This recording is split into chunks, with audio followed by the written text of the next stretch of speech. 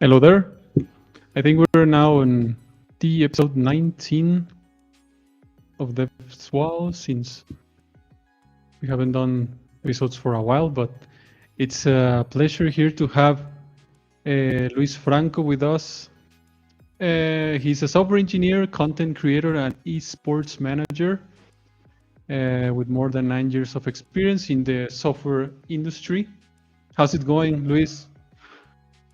Everything's good. How are you? Not bad, not bad. Everything good here. How's things going there in the north part of Mexico? It is good. I mean, we had a little earthquake like 2 days Oh my ago. God. Hey. No, it was Uh, yesterday morning, like at 5 a.m. Hey, that's Not news. that big. Not that big. 4.5, but it 4.5. That's yeah, it nothing. was like a lot of noise in the house. So everyone was scared. Yeah, I understand that. Um, by the way, you are located still in Ensenada or in Tijuana? And so now, Ensenada. Okay. They're just 1 hour or 1.5 hours apart, but they're close. But you're located in Ensenada, which is a really beautiful city at the north part. Beautiful beach and everything, things to do. Remember being there like 3 years ago, or when was that? Like, yeah, what was 3 years ago there? yeah, 1 year before the pandemic. Yeah, just before the horrible pandemic. It was cool. So yeah, you guys are used to earthquakes in the north part. Yeah, Um, I'm somehow. used also to earthquakes, but not. I mean, I live in Guadalajara, but I'm originally from Colima, and Colima is a really. There are a lot of earthquakes as well. It's like we have like uh, how do you say in Spanish? Did you have like La Falla de San Andres in your part? In Colima, we Mhm. have other. Uh, I don't know how to say the word in English. In Spanish, is placas tectónicas. But we're really close to a zone like that, and we also have the volcano. So I Yeah. remember used to have so many earthquakes and like earthquakes from 7 or up, and yeah, it was not fun, but And good they that say it, it's a really calm city, right? Colima. yeah, it is calm. I mean, lately it has had issues not related to earthquakes, but or other, let's say, typical issues lately in Mexico, Mm. more related to security. But I think everywhere is like that, unfortunately. But yeah, I I really hope it's just a temporary thing, hopefully. But yeah, Yeah. still a really cool city. I mean, my guess is, I mean, few things has happened, and from being a 100% cool city, but obviously it's uh, people start to get worried. But I really hope it's not it's not a big deal. But yeah, Yeah.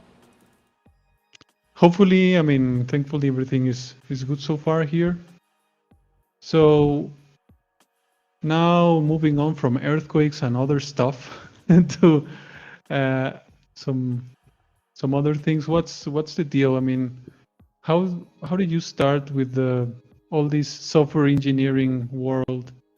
I guess you studied for software engineering or a related thing, right?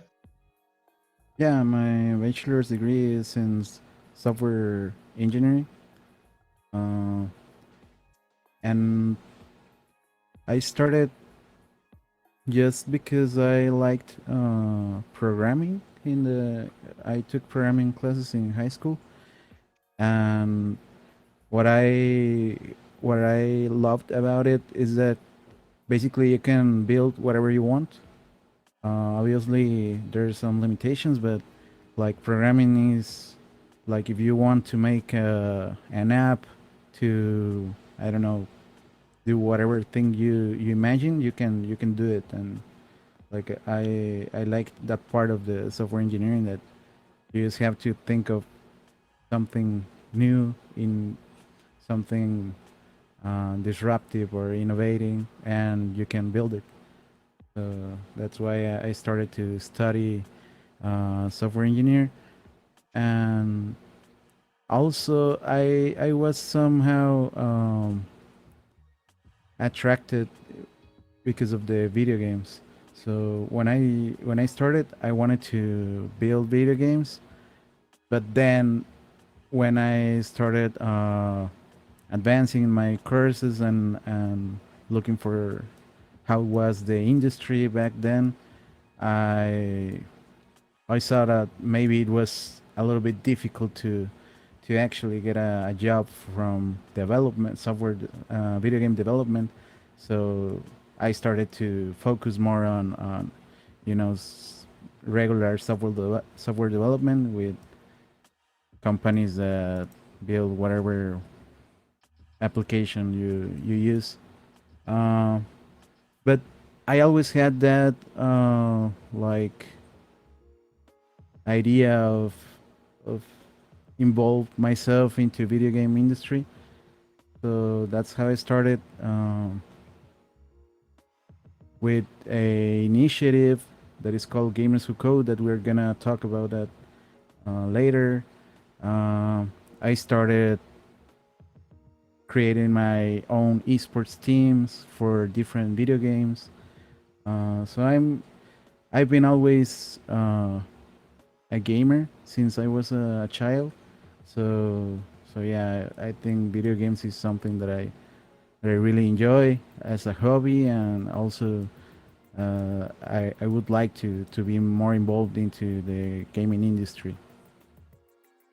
Nice, nice. It's really cool stuff. But before going into details on video game development and all that stuff, you're a passion of video games.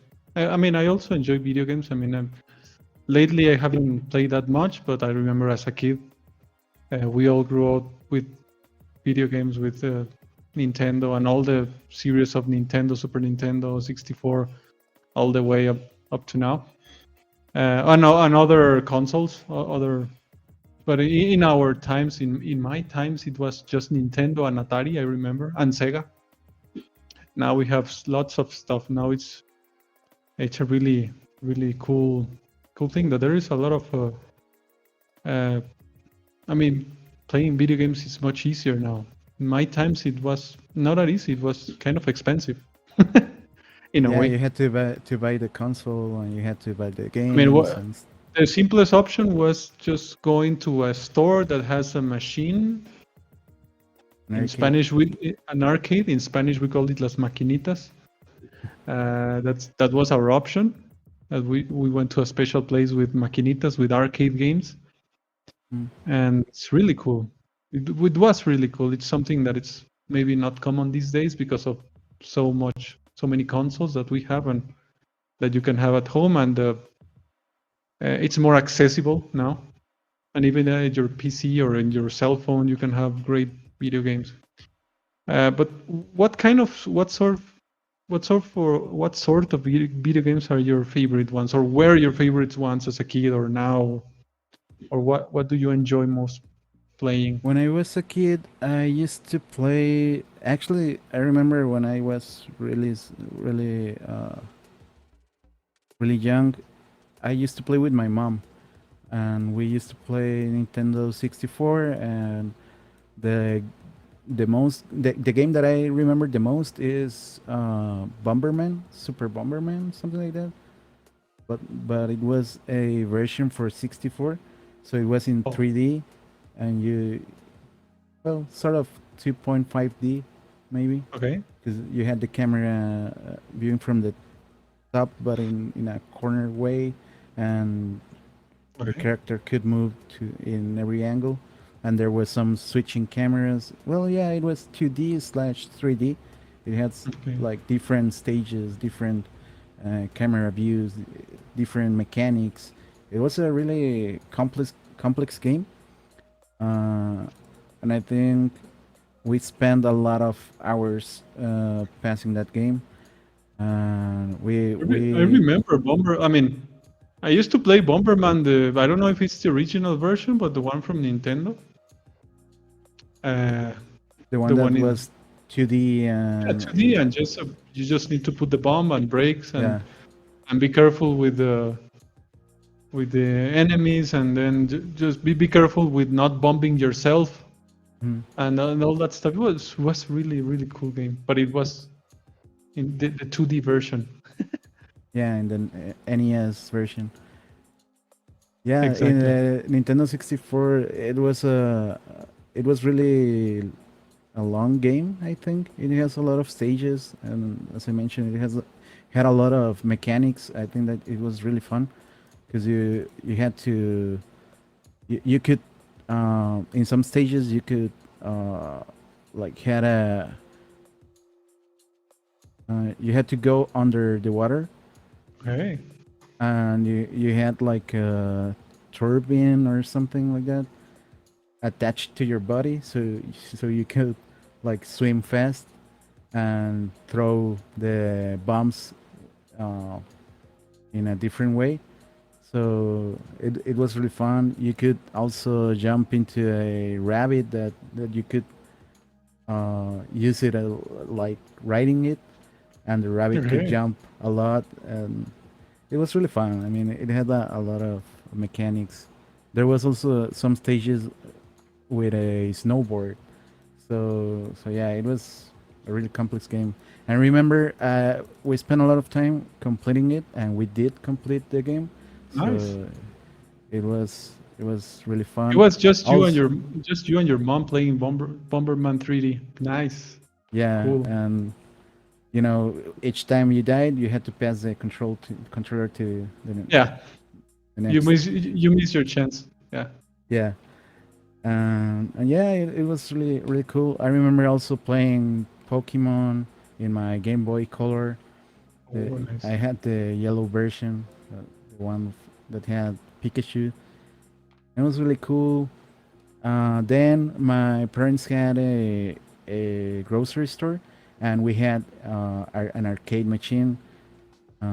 So I was always playing arcade with my neighbors, and it was a lot of fun too.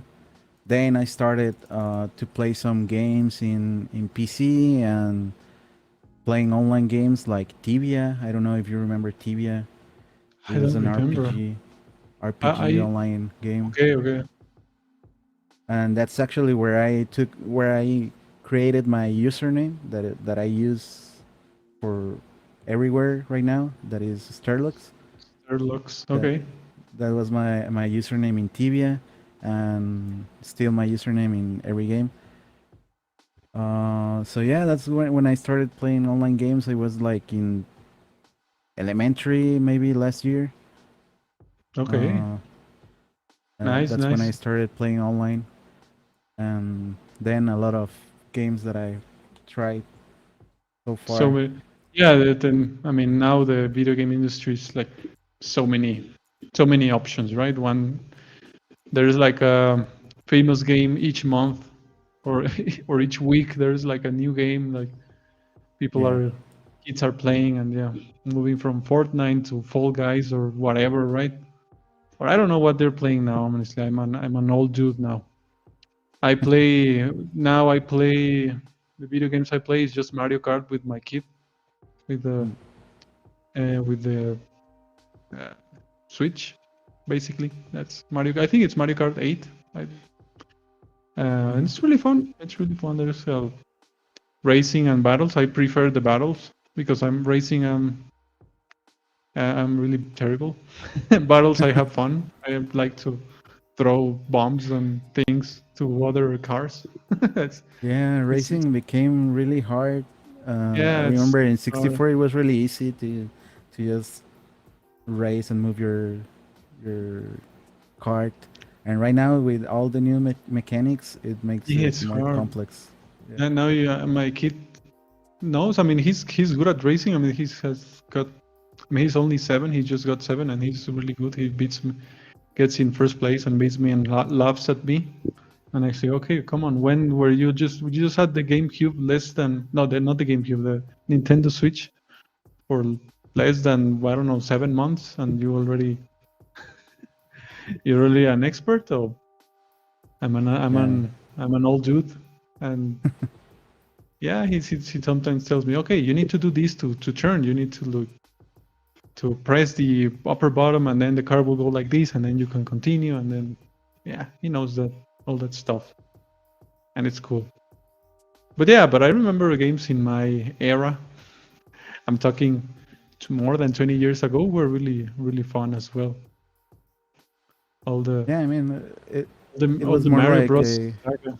Yeah, more the games used to be more casual, and right yeah, now games are, or at least there's an area of video games that is more competitive, uh and huh. that's actually the esports industry of gaming All that I right. wanted to talk about. Um, What's the basically, deal? What's the deal with?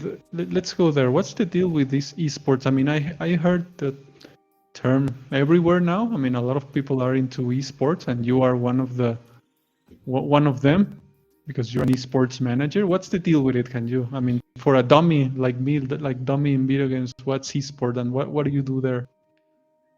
basically the name comes from electronic sports, right? Mhm. So a lot of people, still these days, the esport industry is really big, and actually they make a lot of money. I mean, video game industry in general makes more money than movie industry right now. So, and esports is a big part of that, of that revenue. Um, it's basically competitive games where you have to actually prove your skills and get better in a specific video game, so you can compete with other people online or maybe on a LAN network.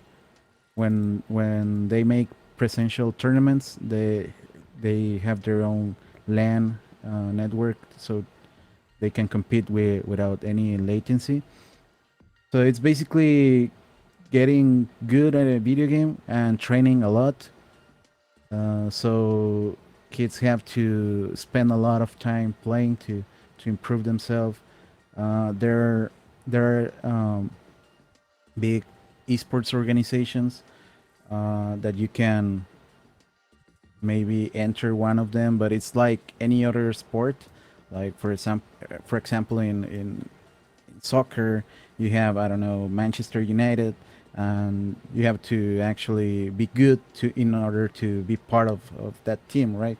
So it's the same in esports. If you are a Fortnite competitive player or pro player, you have to be really good in order for a big organization to actually hire you and pay you for playing video games in their name. So it's uh, many people don't like talking about esports as a sport per se, because they say it's nothing physical, it's not nothing like a traditional sport. But if you look at it and look at all the preparation that you need to do in order to become a professional player, then it's like almost the same, you know. And there's also some organizations that have their team members, they have to actually go to the gym, they have to actually uh, have therapy with an esports psychologist. They have to train 8 hours a day. They have their coaches, they have their advisors, they have anything that a traditional sport can have in their organizations. Nice, nice. And but these I mean, are these competitions only related to like video games that are sports, or is it like esports involves any kind of video game, or is it more like on the FIFA or those kinds of video games, or It has to have a competitive a competitive, like, I don't know how to say it, but uh, let's say some video games have their own ranks, their own rank management, so you can be ranking inside the game, and you have that it has to, yeah, it has to have like a competitive sense. In, for example, you mentioned FIFA. It's a competitive game since you're playing against someone else, right? And the one who wins can go up in the ladder. So it's like the same in video games. Sometimes there are video games that you may say they're not that competitive, but there's also different competitions. For example, speedruns. Speedruns is, it's like you have to complete the game in the less time that you can. So there's people that actually play video games so much that they find ways to pass through levels. For example, in Super Mario World, or games like arcade games that are not competitive games because you don't play against other people, but you can compete by completing it in in the less amount of time. Nice, So nice. yeah, So, but it's I mean, you can consider, and for example, like playing Fortnite or a game like that, it's not like considered for esports, it is or it is? because Okay. there's official competitions. I think Okay.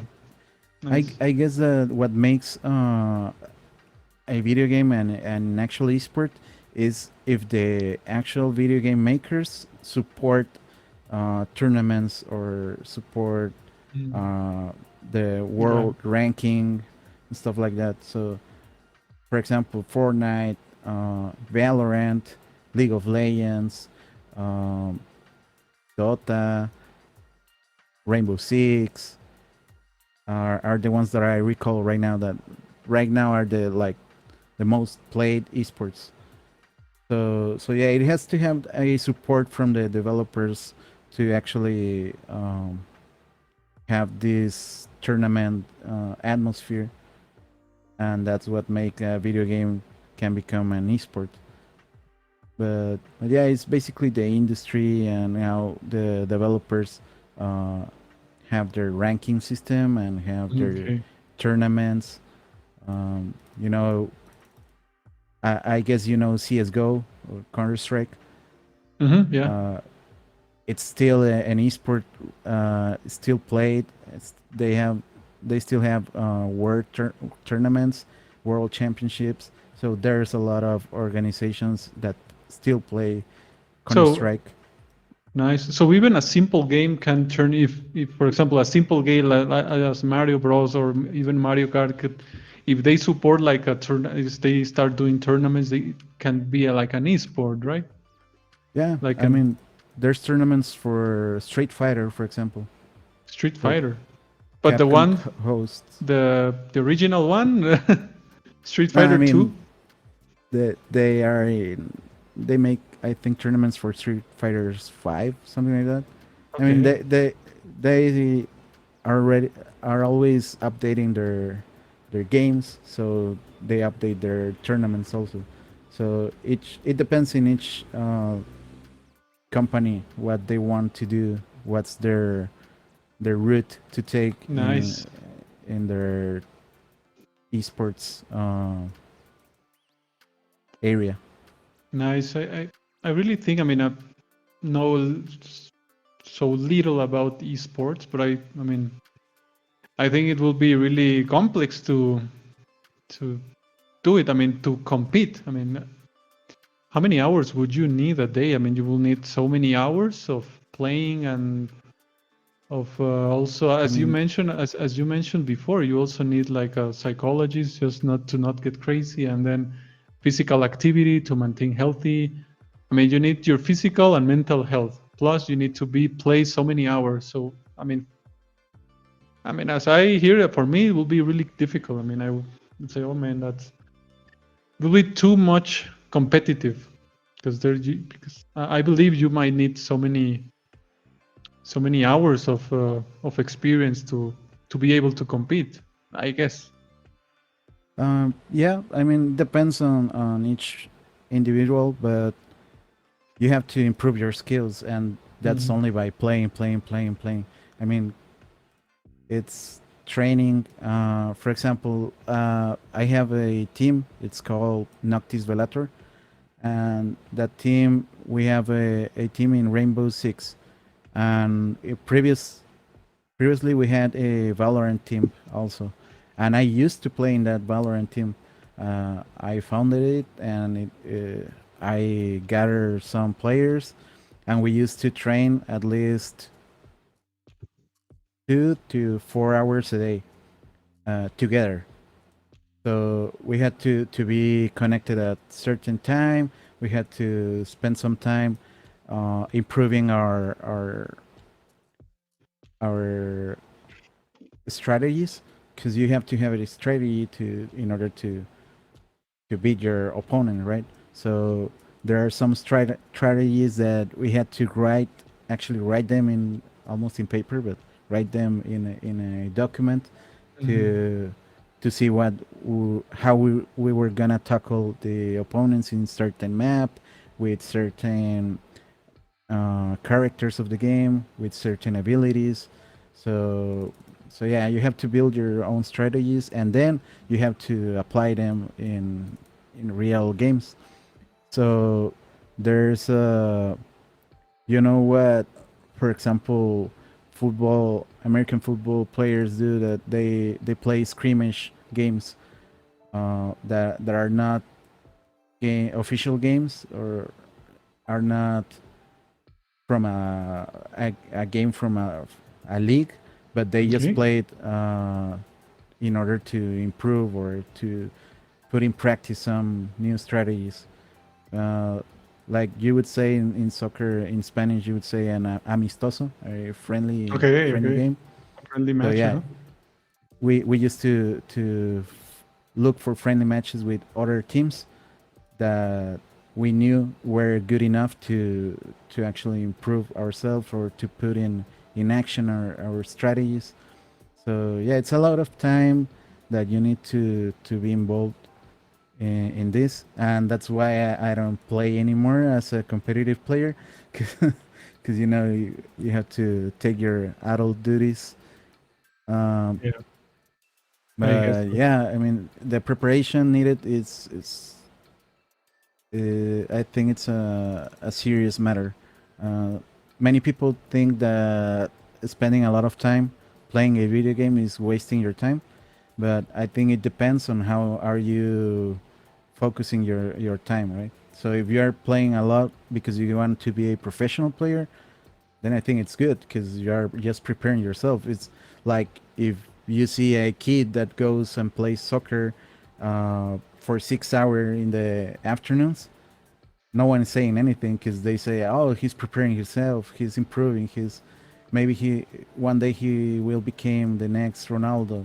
And but what if you see a kid playing 6 hours a video game? It's like right now is not that well appreciated. But Yeah. maybe I've his dream correct. is to become a professional player. You know? There's pros and cons to everything, right? And also everything could be valid.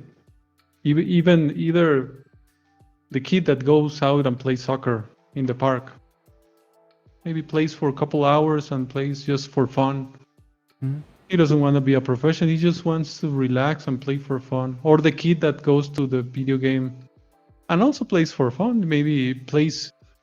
You don't. Maybe you can just play for fun, video games or sports, or Yeah.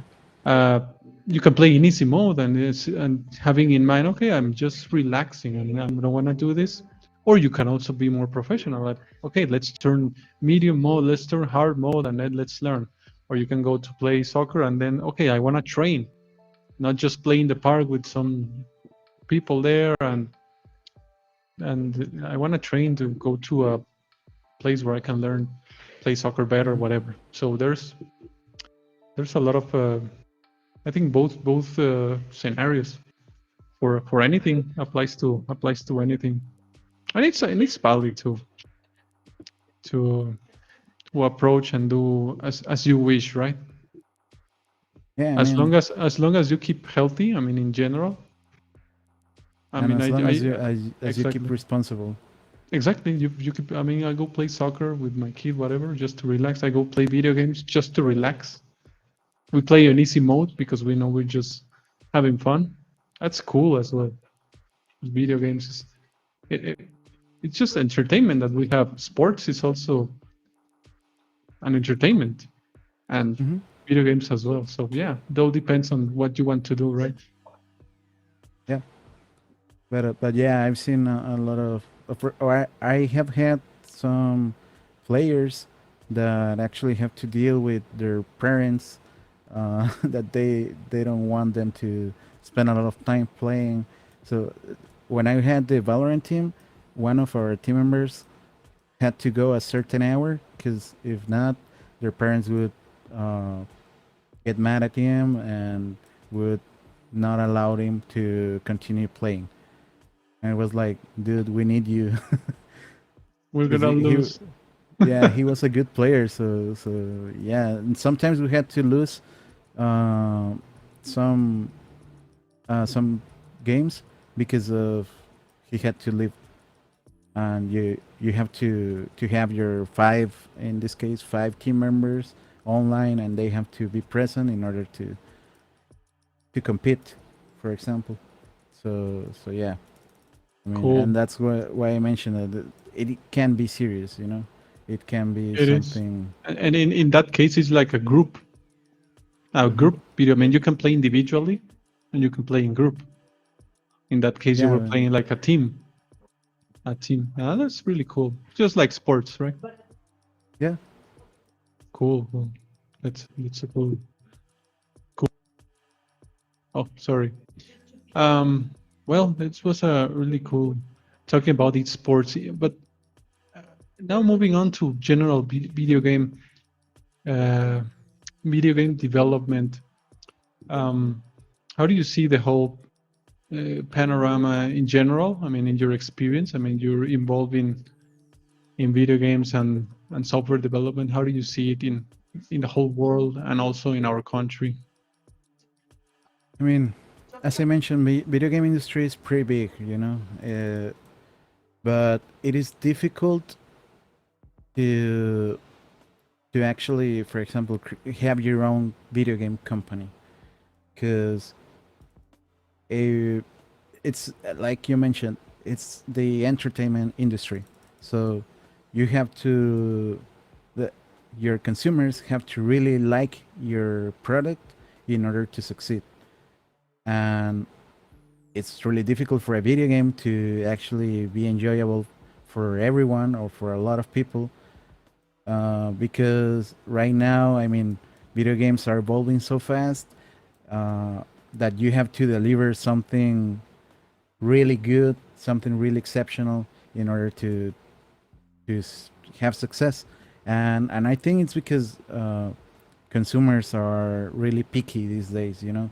So if you have a simple game, it has to be really simple for everyone to actually want to play it. Like, for example, Flappy Bird.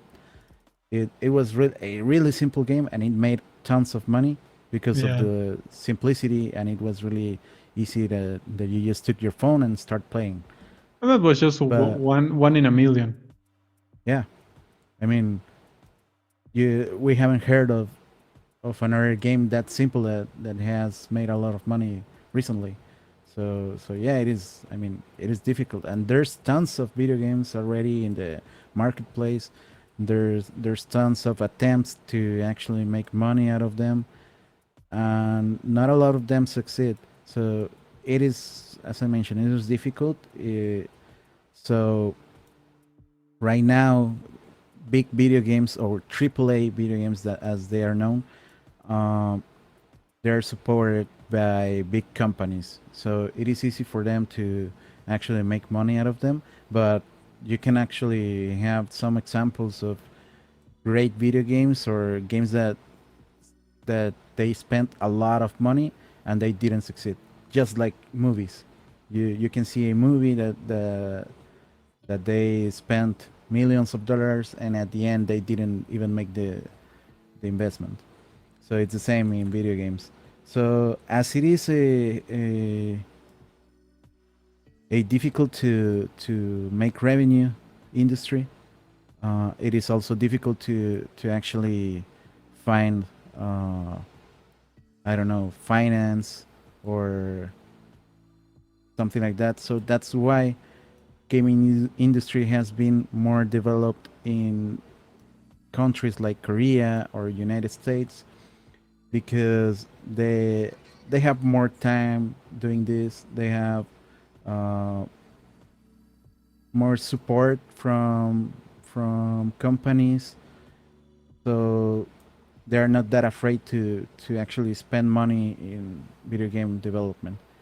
And for example, here in Mexico, it has been difficult because as it is a difficult industry, no one wants to invest their money or time in a video game just to see that it didn't succeed, right?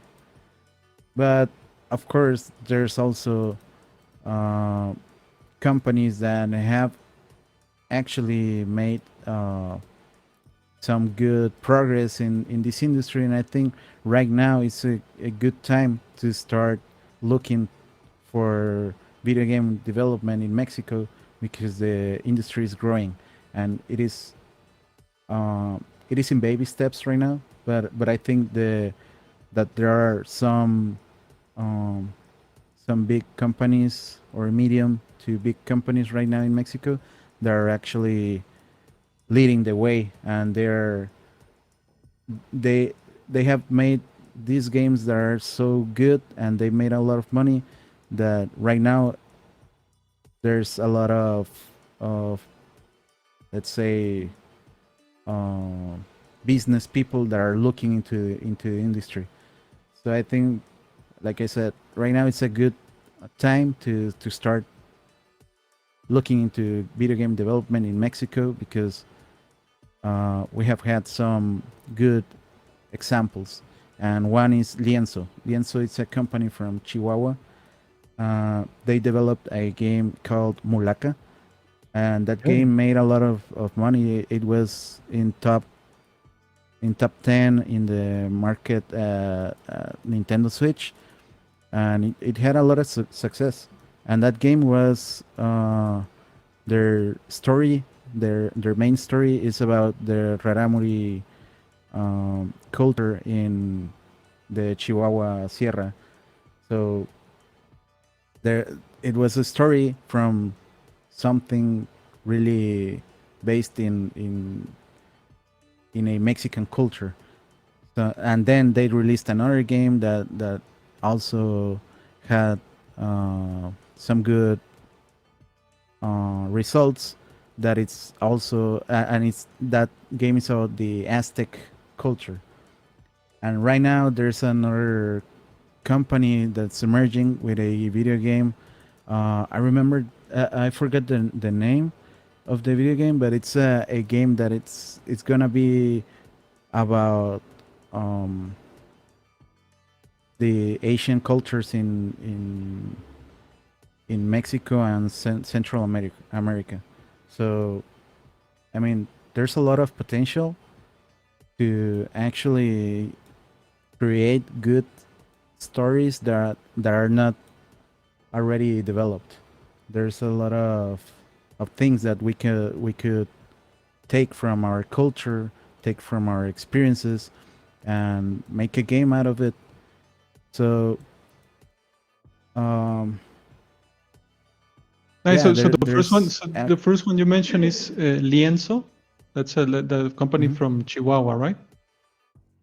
Or Yeah, okay, okay, nice. and that's one I'll of really the biggest here in Mexico. I think they made a lot of effort into actually pushing video games industry to to the world, and I think they are the one of the most beloved companies here in Mexico because of that. because they open the doors for every other studios that wanted to succeed. And after them, th- there has been a lot of small studios that are emerging because of that example, you know. So there's actually a Mexican Association of Video Games, and you can see the list is growing. Uh, I don't know how many they are right now, but there's a lot of new studios that are already affiliated with that association. And there's a lot of studios that are not even in the spotlight because they are emerging studios. I actually have a friend of mine that has his own studio. It's called Matrix Core Studio, and they're developing games in Tijuana. And they already, I think they already published 2 games in the app in the Play Store, and they're developing a game that's gonna be a big game. Um, they have a demo, I think. Um, and yeah, it's a really good game that I think they're gonna be successful at when they launch. So yeah, there's a lot of, I mean, there's a lot of initiatives to for video game development right now. So it's good to be involved in that. Yeah, this And is really cool stuff. And as you said, for any if anyone with money, with a lot of money here, listen to this, you can invest in video games. yeah, I mean, Think it there's as a if you think as business. I mean, it has been there for a while, has many years, but maybe as an for Mexican industry, maybe it's the right time. Just time will tell us, but I think I agree with that.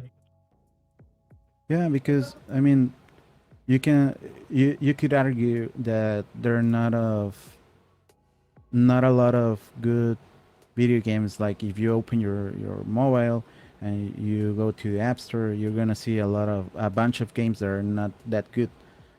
But maybe you haven't see what Mexican studios are actually building, and there are tons of good games that they're making.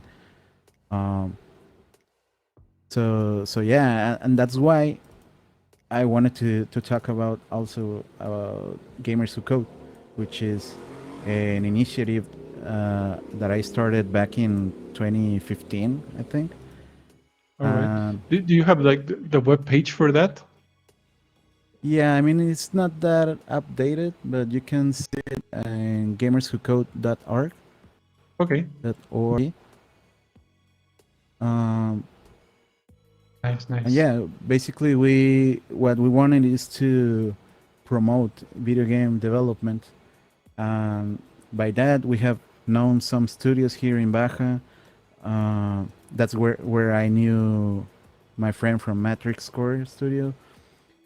We actually hosted an event where we had Lienzo's CEO.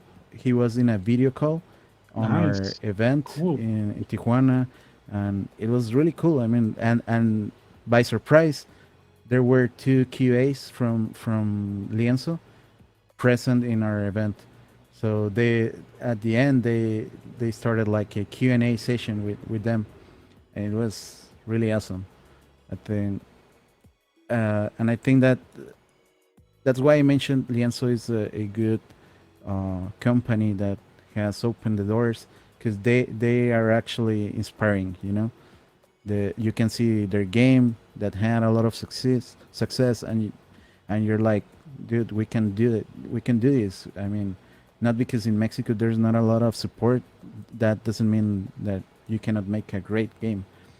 Uh, so yeah, in Gamers Who Code, what we want to do is to promote video game development, to promote small studios.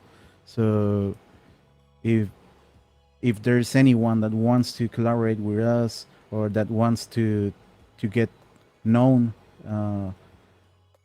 with us or something, they need some support in whatever topic of video game development industry, we can lead them, or we can guide them, or we can connect them with people who actually can help them.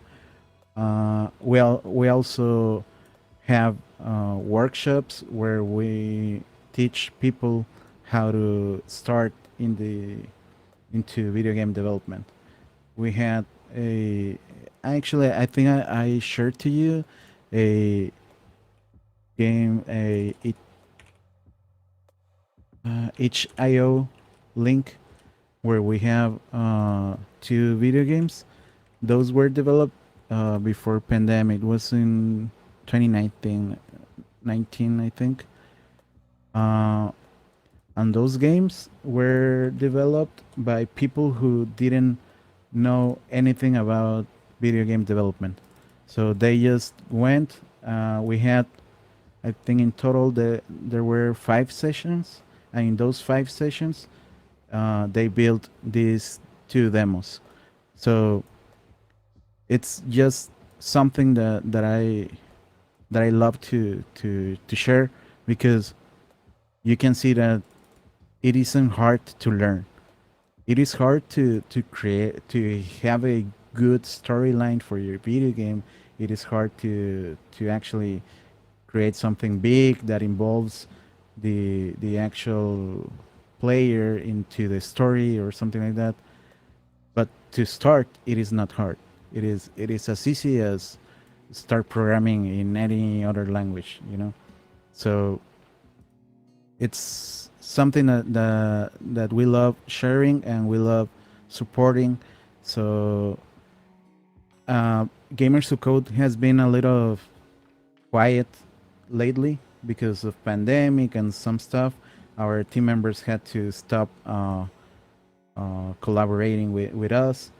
But right now, we want to make it uh, to bring it back to life, so we can start creating more workshops, and we want to focus right now in kids, so kids can have a workshop where they learn how to develop video games, and they can continue doing that in their homes after they finish the course or the workshop. And everything we do is, I think it's worth mentioning that it's a non-profit. I mean, we haven't registered officially yet, but it's a non-profit. Everything we do, it's free for everyone.